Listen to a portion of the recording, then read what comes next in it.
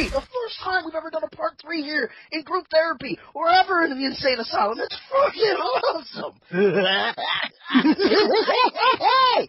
Anyway, look, we're all getting a little crazy in here. But the last thing we were talking about before we jumped over here, we were talking about rape and the rape victims over, if I'm correct, it's Steuben something. I forget the school. That's sad. Wow. What is it? Steubenville? Yes. Steubenville High School. God, look, for those of you out there, if I was a journalist, you could have fired me immediately. I'm terrible at what I do. We name it Stupidville.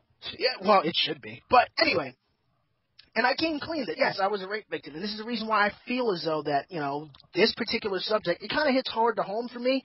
But we're talking about brain growth and brain development. And I still don't think, no matter how much you slice it, there's no way in hell this should be able to stand as an appeal. Because if a 16-year-old kid went out and just... I mean, they didn't do that shit for the kids at Columbine. They didn't just say, oh, well, their brains weren't fully developed, so that's why the reason why they went on that fucking tear and just shot up an entire school. Yeah, but they were dead. They weren't put on trial. Yeah, but still... I always wondered this. What do you think would have happened if they went on trial? They would have gotten the gas chamber, man. They would have gotten it. And it would have been funny because the defense would have been like, it's all video games' fault. Video games made them shoot. No. Let me get something out of my chest right now. Do it. Listen, video games do not make people violent. The media does not make people violent, okay? You know what makes people violent and messed up? Indifferent parents, okay? If you don't want your kids to end up being some sort of crazy-ass psycho axe murder, then actually take a vested interest on what kind of people your children become, because a video game is not a babysitter, okay? But some parents think it is. Some parents think they know their kids, but really they don't know their kids. You know why? Because they don't take the time to ask your kids. If you're a parent, or you're going to be a parent soon, remember what it was like when you were a kid and nobody wanted to listen to you, okay? So if you want to make sure your kids don't grow up violent and don't grow up messed up, pay attention to your kids, care about what your kids get into, and listen to your kids. Because that is ultimately what makes these shooter up, is parents who don't give a shit. See, here's the thing. Call me crazy. I know it sounds a little fucking kind of socialist, maybe even communist. I think that if you're going to be a parent, you got to get a license for it. You got to have you have to have a license to have a kid. The reason why, there's so many terrible parents out here right now. And when I say terrible, I mean fucking awful. I mean, these are parents who are literally just like, hey, when I was your age, I was already smoking cigarettes. But Ma, I'm 9. Yeah, I was smoking cigarettes when I was 9. Here, you want one? No. It's just, some of these parents should not be allowed to be parents. I think My mom. Your mom's a great example, Vinny, and I hate to say that, but your mom's a prime example on someone who's not supposed to be a parent. And your mom just does not give a fuck. My father was a terrible example. He's a prime example on being a terrible parent. Because the night I was dying, he took off. He was like, I don't want to be around a dead kid. And he just left. They'll be dating in hell. You were dying, Will? When I was 6.5 months old, I suffered from a hernia. And I was always really small, especially as an infant. So one night, my mom and my dad were sitting in the kitchen. They were talking. They noticed that I hadn't really said anything all day. I wasn't crying. I wasn't laughing. I wasn't, causing any kind of fuss. So my mom went to go check up on me. And I was laying in my crib, quiet. And my mom said I looked a little funny. So she went to go pick me up. And when she picked me up, I had a puddle of blood underneath me. And she freaked out. She immediately freaked out. And they rushed me to the hospital. And I had lost a pint of blood at that point. By the time I got to the hospital, I had lost 2 pints of blood. Now, as an infant, there's not much blood in an infant. I had about 2.5 pints of blood. I was pretty much dead. So they immediately rushed me to surgery. And my father, when they tell my father and my mom, it's looking really sketchy. We don't think he's going to make it. He was like, I have to go. When my mom came back home from the hospital, all of his shit was gone. So, yeah, so when my mom finally found my father and said, your son's going to be okay, he was like, I just can't do it. And he never came back. And it wasn't until my mom found him again that he tried to reinsert himself into my life. And at that point, I had developed so much hate for him that when it came to his dying day, the last time I saw him was 2 days before he died. Dude, you were happy. The last words I ever said to my father, he suffered from cancer. He had a broken leg. He looked like a skeleton when I saw him. the last words I ever said to my father weren't, I love you. It wasn't, I forgive you. It was, good luck. And I said it so condescendingly because I wanted him to know, you weren't there for all of my life. You deserve this. This is the hell you get. And mind you, I'm not my father's only son. I've got a half-brother who's following in my father's footsteps. He's currently locked up in the workhouse. So from what I can tell, when it comes to my family, my father's side of the family line, I'm the only one who's kept himself out of the prison system. Even though I do crazy shit all the time. I do off-the-wall shit that should get me arrested all the time. I've obviously been the one who's been smart enough to play this game of life to the point where it's not like, okay, I'm just going to go ahead and throw shit away. I was smart enough to keep my nose clean, keep my head down while I was working, shit like that. But I still stand up for what I believe in. So, yeah, when it comes to my father, horrible fucking parent. My mom, she may not be mother of the fucking century, but for a single woman taking care of 2 kids on her own, that's a big deal. You know, that really was something really huge. Uh-oh. Damn it! God damn it! We gotta get Ryan back. Unfortunately, Ryan's call got dropped. Damn it. So I'm gonna call Ryan back real fast, see if I can't get him back on the line. God damn it. But, Will, like, you know my family story and stuff. Yeah. Ryan, you there? Yeah, but I'm on my laptop now, so I probably sound like crap. Yeah, you sound all kinds of like wah, wah, wah, wah, wah, wah, wah. Alright, let me restart my computer. I don't know what the hell happened. Alright, well, you go ahead. Go on with your story. Okay, so anyway, but no, like, Vinny, dude, I've been through that same kind of hell because my father is just like your mom. And also, we share a related thing that I'm not sure if I should mention right now or save that for a whole nother time. Doesn't matter to me, dude. We both experienced death before. Yes, we have. And I think that's, a lot of people don't realize that when it comes to death, man, death really can change your perspective on a lot of things. If you've died once before, you know. It's sort of insane just to think that, like, we could both not be here today. Right. You're absolutely right. And you know what? The thing is, if you weren't here, I wouldn't know what kind of person you could become. I wouldn't know all the things that you would enjoy later on in life. Like, I would have never thought, honestly, from watching you grow up, I would have never thought you would end up liking metal. Because you always hung around with, like, Pat and everybody. It's like, all they do is listen to garbage hip-hop. And then, you know, you hear a couple bands one time, and it's like, mind blown, gotta listen to more of this. You know, and if I had died so many years ago, this wouldn't be happening right now. You know, I wouldn't be here talking with you and with Ryan and doing these videos and having the discussions that we're having. So I think for all of us, we really need to start appreciating the little things that we have in common with one another. I think the ultimate thing is we're all mortal, so I think we should all stop looking at things so one-sided and start looking at things from a very broad perspective, which is you're going to die just like I'm going to die. We may not die the same way, but we will ultimately die. So let's take advantage of the time that we do have and do some good. You know, have some fucking fun for once. And the worst part is, like, you never know when you're going to go. That's the thing. That's what scares a lot of people. It's not, I've come to realize this, a lot of people aren't necessarily afraid of dying. They're just afraid of not knowing when they're going to die. And think about it. If you knew, here's a question for you real fast. If you knew you were going to die, if somebody told you the exact time and date you were going to die, how much would that freak you out when you got close to that date? It would freak me out a lot, but then you'd realize, oh, I have a day or two left to live, so let me do whatever the hell I want. I think it would probably depend on the manner of death.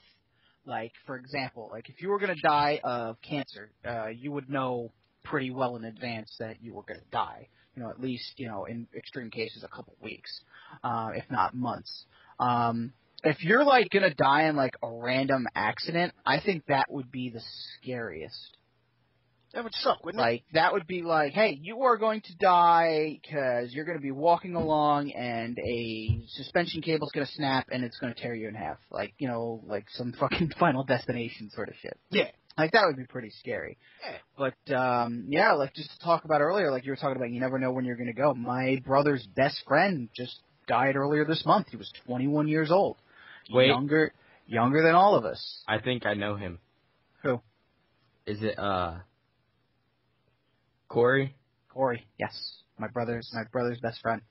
And that It was a shame. I was the first person he told, and it happened on my brother's birthday. My brother's 25th birthday. His best friend died. That's crazy. And he told me, he goes, hey, he comes down, he goes, I just got off the phone with Justin, who is Corey's brother, and he says, Corey, they found him dead. And I was like, what? Because this is, like, I feel for my brother. This is the second friend that he's lost. Like, he had a friend, Chris Soma by the name, who died of cancer in high school. Chris was an amazing kid, and Chris was a good kid. I used to play baseball best. with him over at the Kiss Heart School. We used to play with the tennis ball all the time. Yeah, he always Play used to come ball over games. my house. Yeah, and that was another one of my brother's friends, and he passed away. And my brother's already lost, like, 2 close friends, and he's younger than I am. And I'm thinking, how incredibly lucky I am. I haven't had anyone, say, for, like, a grandparent, or anyone close, like unexpectedly, pass away. And that's just, like, it's mind-boggling. It's like, what? I remember when my poppy died and Will saw me because he was working that day. He died of cancer, and he was actually staying over my house, and my dad found him in the bathroom with blood all over. And luckily I was in school, but that day I found out that he was going to die. It's rough. I mean, here's the thing. No matter how many people can tell you, no matter how many people can tell you or you can tell yourself, death is imminent. There's no real way to prepare for it, even if it's not your own death. If it's someone else's death, it's even harder to bury somebody that you really, truly, honestly care for, and that sucks. But this, believe it or not, folks, this actually still stays on the topic of that rape case, and here's the reason why. A few months ago, a young girl named Amanda Todd killed herself because she made a mistake and trusted somebody on the internet. It was her fault. I'm getting that out right now, and I don't care who disagrees with me. It was her fault, and she caused her own death. Right, but here's this is coming from somebody who suffers from suicidal tendencies. I understand completely what she went through. Now, here's the thing: people, it sucks because people trust people. And the thing is, we will never truly know until we find some way to have a mental link with every human being we ever make contact with. We will never truly know what someone's intentions are when they meet us and when we meet them. Now, yes, she was a young girl. She started flirting around with some older guy. He took her pictures that she sent to him, and I'll admit, yeah, that was her fault.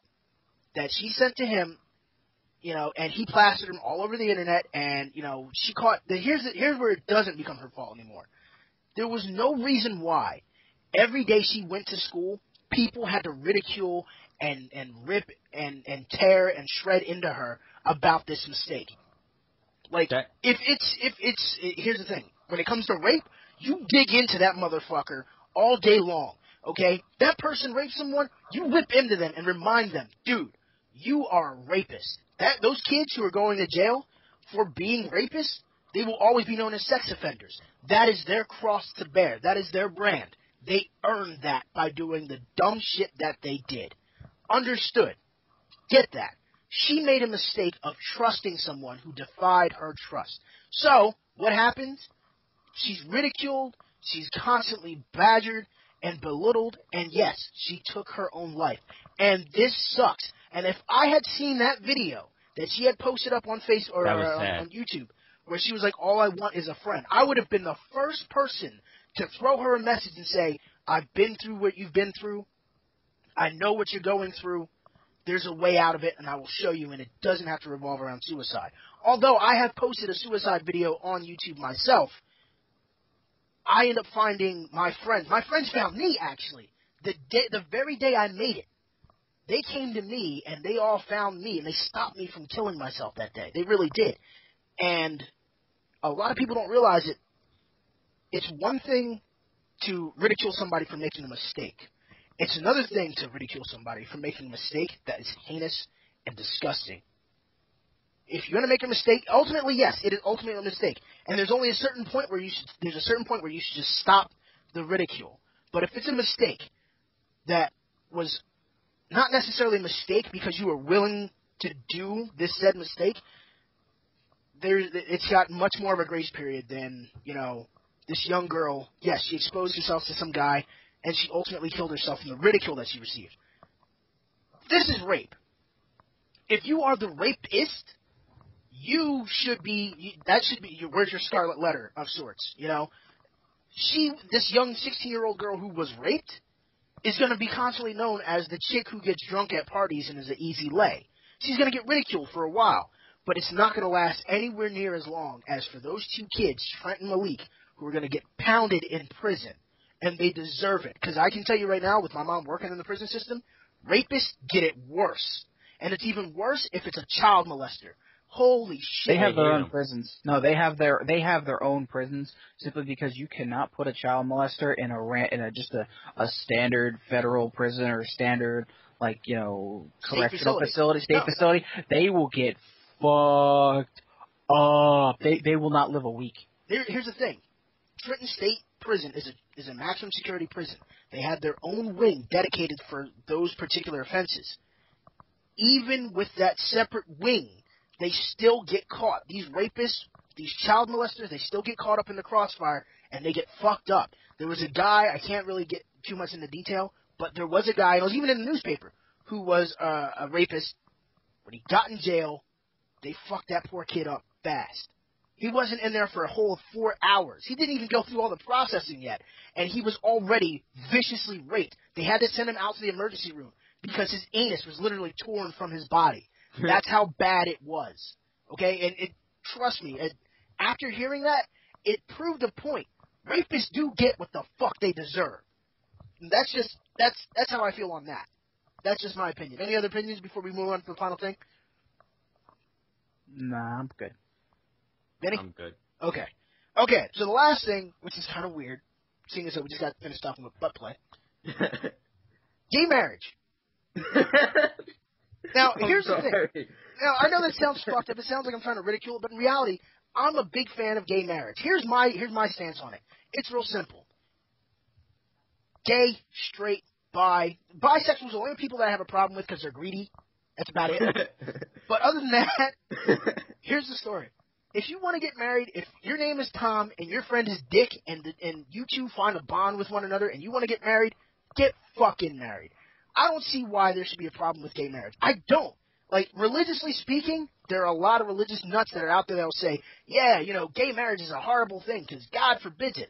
But if you read Leviticus, he wasn't trying to say man shall not lay with another man. He was trying to say man shall not treat a man like a woman.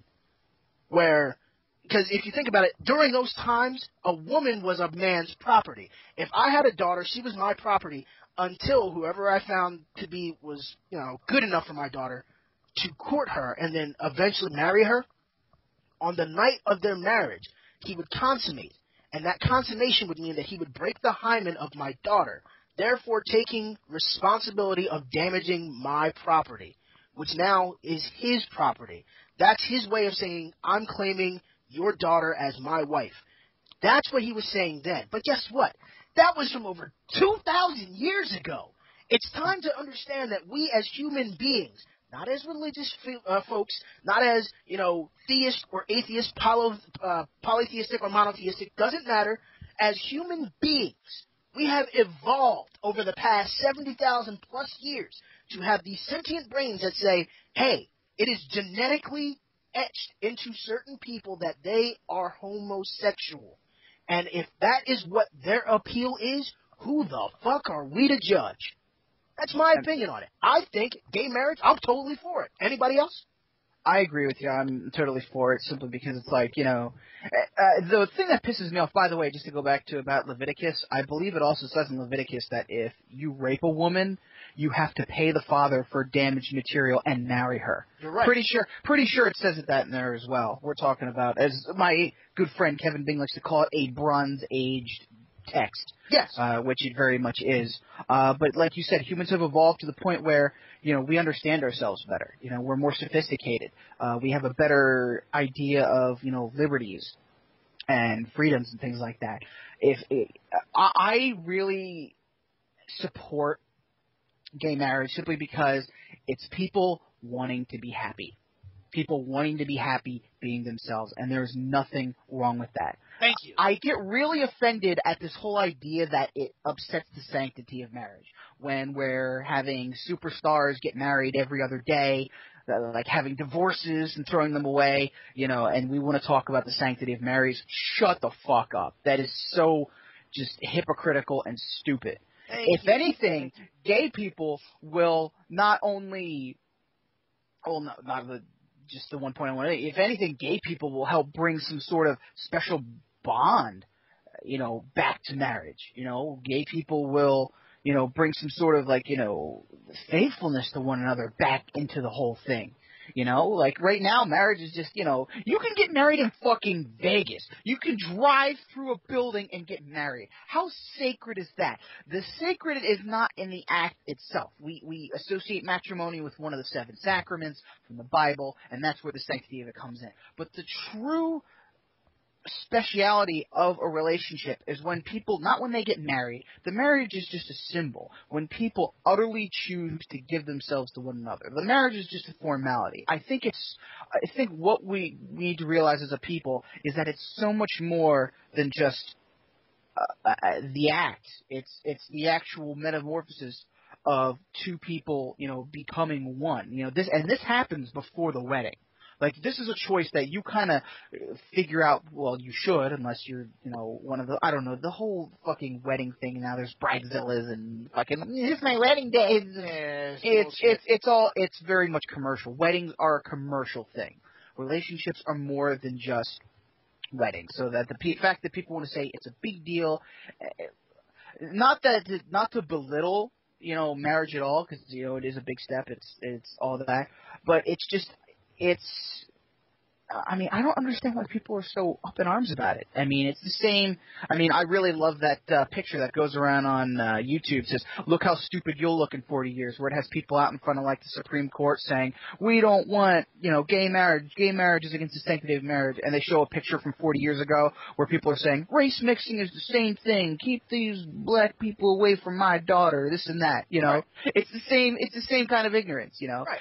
We're going off of stereotypes instead of going off of people. Right. We're no longer, and that's just sad. Right. We're no longer going off of character of person. We're just going off of what we perceive a person to be. Like, for the longest time, it was always thought, only the homosexuals can have AIDS. And then you find out straight people, doesn't matter, race, creed, religion, whatever. Anyone can get HIV and AIDS. No one. No one is immune to it. Okay? I don't care who you think you are. Okay? Here's the other thing, too. Now, this is for those politicians that are out there that are bitching and moaning about this. It's sacrilegious and blah, blah. Here's something for you to think about on a political level, okay? Because I know you politicians, you guys think it's just a bad thing. You take, for every one heterosexual person, there's at least one homosexual person. It's a pretty even balance anymore. Now, if you deny them marriage, that is $100, roughly $100 from every person, depending on the state, that wants to get married, because you have to buy a wedding license or a marriage certificate. Now, that's $100 roughly from every person, every couple you deny. That could be, in the United States alone, 300 million couples you're denying. You're going to deny 300 million couples. That's what? That's roughly like $30 million in revenue. You're going to deny $30 million in revenue because you don't want to see a man and a man or a woman and a woman get married? And that's another thing that pisses me off. It's okay to watch 2 girls fuck on TV, but the second you see 2 guys make out, it's a fucking sin? Are you kidding me? These same people who are against the idea of gay and lesbian marriages are the same people who go home and ask their wives to be in a threesome, but then when their wives say, I want another guy in the mix, they're like, no, I'm not rubbing dicks with nobody else. I don't want to play crossing swords. Are you fucking kidding me? That's your own personal fears bothering you. It's time for you to understand something. We're humans, okay? Monkeys fuck to settle arguments, okay? These are monkeys, okay? We're talking chimpanzees fuck to settle an argument, okay? They sell themselves for fruit. I like that hierarchy. Hey Will. Can I read this quote that was in a newspaper a long, long time ago? Where it's called "Where White Man Went Wrong." Indian Chief Two Eagles was asked by a white U.S. I love to U.S. spread this. government official, you have observed the white man for 90 years. You have seen his wars and his technological advances. You've seen his progress and the damage he's done. The chief nodded in agreement. The official continued, considering all these events, in your opinion, where did the white man go wrong? The chief stared at the government official, then replied, when white men find land, Indians run it, no taxes, no debt, plenty buffalo, plenty beaver, clean water, woman did all the work, medicine man free, Indian man spend all day hunting and fishing, all night having sex. Then the chief leaned back and smiled. Only white man,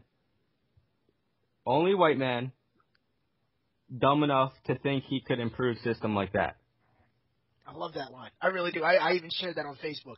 I can't argue that. I can't argue that at all because he makes a very valid point. And it's not just white man. It's someone who thought that civility was better than savagery. The reality is, when you look at a lot of these tribes around the world, like, I'm a big fan of warring tribes. I'm a big fan of the Maoris. I love the Maori tribe. They are a fucking violent, vicious group, but they are a beautiful fucking culture. The Tonga, the Samoans, these are warring tribes, legitimate tribes. These are people who live in stick huts and houses and shit like that. But there's a beautiful fucking lifestyle to them. They have their culture is amazing. Excuse me, I just burped. But if you look at the Native Americans that were here, this guy isn't lying. I mean, although I'm more for, equal rights when it comes to men and women. I mean, hell, if I gotta hunt, you gotta hunt too. That's my opinion. That's my opinion. Look, if I gotta go out there and put my ass on the line to go slaughter a fucking, a mountain lion, your ass better be right there next to me with a fucking spear or a bow or something, because when that thing comes at me, you better start swinging. Simple as that. But no taxes, plenty of food. The Sex all night. Well, that's always a plus. But I think any guy on the planet doesn't matter day or straight. Wait, there's sex involved? I think I might be into this. But the medicine man, as he said, was free. And then civility came in, and when it comes to being civil, a lot of it has to do with money and power. And the thing is, that's not entirely, always right. And, this Indian chief was right. It's not just white man, it's civilization. Like I said, monkeys, the female monkeys will literally whore themselves out to get food. They don't say, yeah, you want to fuck me? I want to make $15. No, they say, fuck me, but give me a banana in the process. So a monkey will walk up to her with a banana in hand and say, baby. It's like, here's this banana for you to eat on. I got another banana for you to fucking ride on. This is a chimp. We're 98% genetically the same as these creatures. You mean to tell me we can't get this shit right? And yes, guess what? There is homosexuality in the ape world. Hell, I've watched dogs. Bonobo monkeys. Ever seen, though, seriously, the bonobo monkeys? They're just like, yes. What am I going to do today? I'm going to stick my penis in someone. Where's he at? Hey, yo, you. Come here. Hey, I'm going to put this thing in there. You want my penis? All right, cool. I'll meet you behind that tree. Yeah, sounds good, yo. Exactly. Now, here's the thing that drives me nuts. Like, this whole gay and lesbian thing, the bigotry, the literal prejudice behind this makes me sick. Because there was a guy who literally killed his dog because his dog was a male dog, and climbed on the back of another male dog. He was like, I don't want no male dog. Fuck another male dog. I don't want no gay dog. Now, I know that's kind of racist of me, or prejudice for me to do it in a country accent, but it did happen down south. So it's not, it's kind of putting shit into a certain frame of mind. But ultimately, it doesn't matter where you're coming from. If you have a personal gripe with somebody who's homosexual, I think you're a little retarded, because trust me when I tell you, there are a lot of homosexual men and women out here that will probably bring more to the table than some of the most straight people on the planet. I mean, they're not so close-minded to new ideas. And honestly, I truly, wholeheartedly think, I would really like to see gay marriage be instituted here in the United States, because in India, it is natural, it is common for homosexuality to go along hand and foot with marriage. A man hangs out with a bunch of other guys, learns how to have sex with other guys. Then, when it comes to him finally to consummate with a woman, he marries the woman that he's going to be with, and he knows how to do the job. Of course, it's anal at first, but you know what? He understands that, hey, that's a new hole. I've never felt that one before. That's amazing. You know? And it changes his perception of shit. Yes, unfortunately, there is still some servitude there. You know, they still have that kind of mentality. But ultimately, that's all it is. But these are happy people, and that's the ultimate thing that matters. Happiness.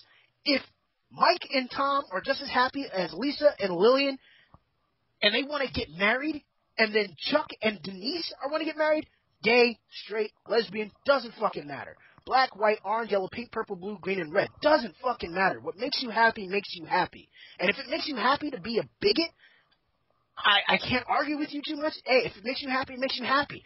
But at the same time, you might want to open up a little bit more. You know, some of us need to shut down a little bit more because some of us are just way too open. Where it's like, it's whatever. I'm just going to take my clothes off and walk down the street butt naked. Oh, well, put some fucking clothes on, please, at least. Put on your drawers. But, I don't know. Thoughts? I don't know. I think it's pretty black and white to me. I mean, it's, you know, people just want to be together and be happy. I mean, let people get married. It's not that big of a deal. It really isn't. Vinny, your thoughts? No harm done. See? At all. See, None. Folks, this isn't just people just kind of just bantering. No, this is legit. This is what we feel. So, with that being said, we bring part 3 to a close. This is the end. Yes, an hour and a half of chat shit. But it was great chat shit. I want to thank Ryan again for being a part of the show. Thank you, Ryan, so much for being here.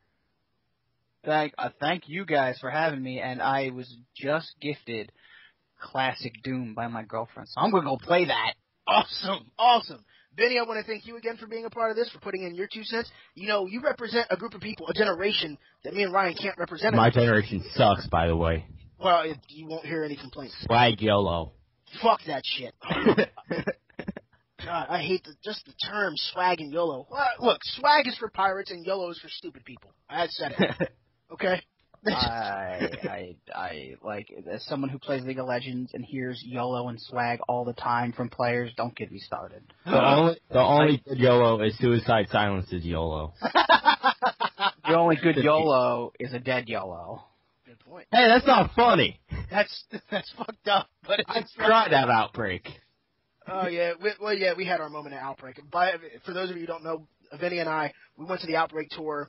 And during the Asking Alexandria set, they cleared the stage and they played the song for Mitch Lucker of Suicide Silence. It was an emotional moment. We all wanted Suicide Silence to be there. Unfortunately, Mitch Lucker, you know, he fell. You know, we lost another great talent in this world.